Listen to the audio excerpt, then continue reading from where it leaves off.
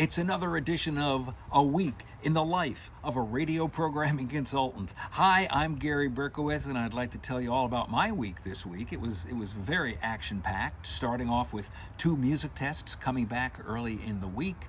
We did the sorting, we looked at the strategy, worked on the architecture, and got those music tests up and smoking on the air really quick. The one common thing in both tests, and I'm seeing this in all the tests that I've been getting back lately, is that it's still very hard to get a test on a new song. The 80s are very strong genre, a decade of music right now. It's the 80s still have a lot of power in there. This week also saw 3 very important webinars that I think every radio person, if you didn't see them this week live, you should definitely see the playback because they're very worthwhile. The Q people started off the week with their webinar about what's happening in the dashboard of cars and what's going to be happening in cars' dashboards as we go down the road with new vehicles.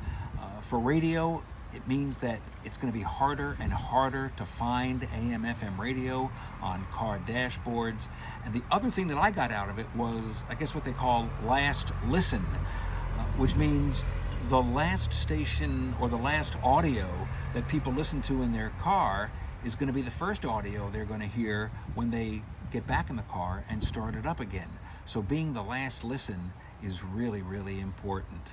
The second webinar of the week was the Steve Goldstein, Jay Naklis from Coleman Research webinar about podcasting. That's an area that I'm very eager to learn more about, and those 2 guys really laid it out as far as what's more important, video or audio, when doing podcasting. And the big 10,000-pound gorilla last week was the tech survey.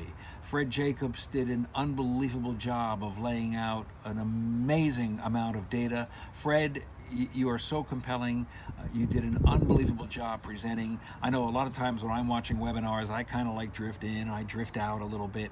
But with Fred, I was hanging on to every single word because every time he would change the page, the data would be like, oh my God, look at that. So if you're in radio and you missed it, you gotta see the playback. It's just must-see information to see Fred Jacobs' 2025 tech survey. And the last part of the week, it's a little bit on the sad side, we lost Jim Clancy, who was one of the most amazing jingle singers of all time.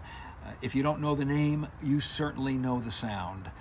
Jim was on thousands and thousands of jingles over the years that were recorded at PAMS, at TM, at Jam Productions, and many of the other jingle houses that were out there.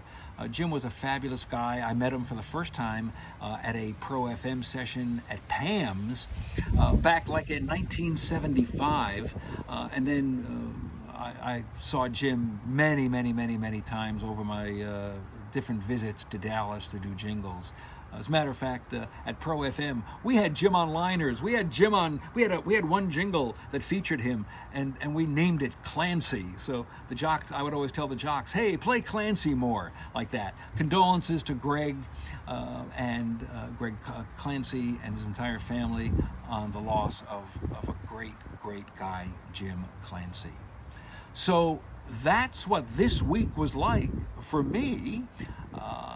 It was a great week for radio. I hope it was a good week for you, and we'll see you next time.